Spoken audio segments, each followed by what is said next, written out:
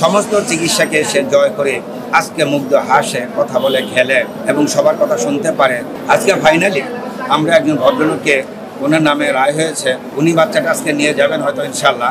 আমরা যে বাবুটির জন্য আজকে আদালতে হাজির হয়েছি, এই বাবুটির নাম রেখেছি আমরা মুগ্ধ।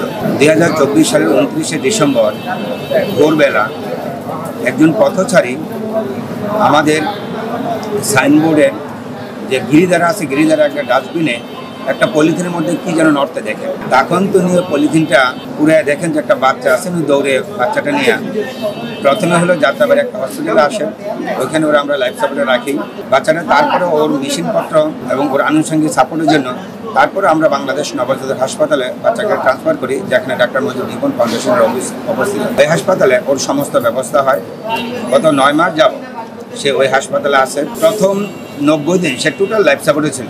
জন্মের সময় তার ওজন ছিল মাত্র 700 গ্রাম। এই অবস্থায় সে ছিল একটা পলিথিনের ভিতরে, সে ছিল অলমোস্ট মৃতপ্রায়। তার বডি কালো হয়ে গিয়েছিল, শ্বাস নিচ্ছিল না। ওরে রিসিভ করার পরে প্রথমে তার ব্যাক মাস ভেন্টিলেশন দিয়ে অর্থাৎ রিসার্সিটেশন করে তার শ্বাস ফিরিয়ে আনা হয়। শ্বাস ফিরিয়ে আনার পরে তাকে লাইফ সাপোর্টে রাখা হয়। লাইফ সাপোর্টে সে একটানা 90 দিন লাইফ সাপোর্টে থাকে। 90 দিন লাইফ সাপোর্টে থাকার পরে সে মোটামুটি একটু সেটেল হলে তাকে অর্ধেক লাইফ সাপোর্ট, যেটাকে সিপ্যাপ মেশিন বলা হয়, এই সিপ্যাপ মেশিনে দেওয়া হয় নেক্সট 30 দিনের জন্য। সিপ্যাপ মেশিন থেকে তাকে আস্তে আস্তে উইন করে হাই ফ্লো অক্সিজেন, তারপর নেজাল অক্সিজেন নিয়ে আসা হয়। আস্তে আস্তে তার শারীরিক উন্নতি ঘটে।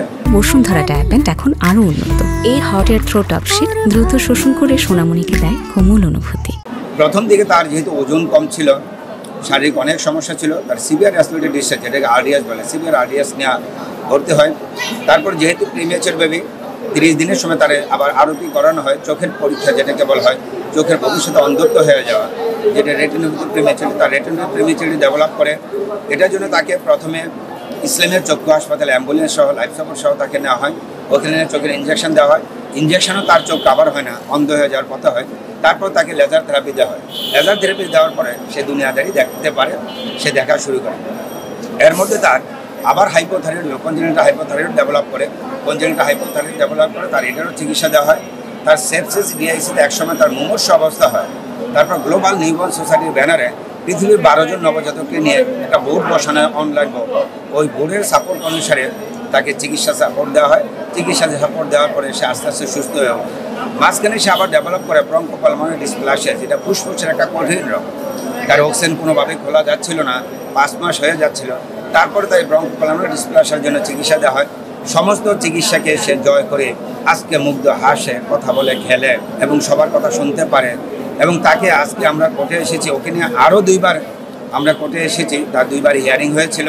আজকে ফাইনালি আমরা একজন ভদ্রলোককে, ওনার নামে রায় হয়েছে, উনি বাচ্চাটা আজকে নিয়ে যাবেন হয়তো ইনশাল্লাহ। আমরা আশা করব এই বাবুটির আসলে যে চড়াউতরে পার হয়ে আজকে এই পর্যায়ে এসেছে, এই জন্য ডাক্তার মজিবুর নিবন ফাউন্ডেশন যে অক্লান্ত পরিশ্রম করেছে, আপনারা সেটা দেখেছেন। এবং আপনাদের মাধ্যমে দেশবাসীর কাছে আসলে এই সংবাদটা পৌঁছে দিতে চাই যে যে কেউ যে কোনো জায়গায় যদি এরকম পথ নবজাতক বা অসহায় নবজাতক পায়, তাকে চিকিৎসা করা যাদের সামর্থ্য নাই, ডাক্তার মজিবুর নিবন ফাউন্ডেশনে 0181-5টা-722 এই নাম্বার ফোন দিলে বাংলাদেশের যেই প্রান্ত থেকে আমরা ওদেরকে লাইফ সাপোর্ট সহ সাপোর্ট দিয়ে নিয়ে আসবো।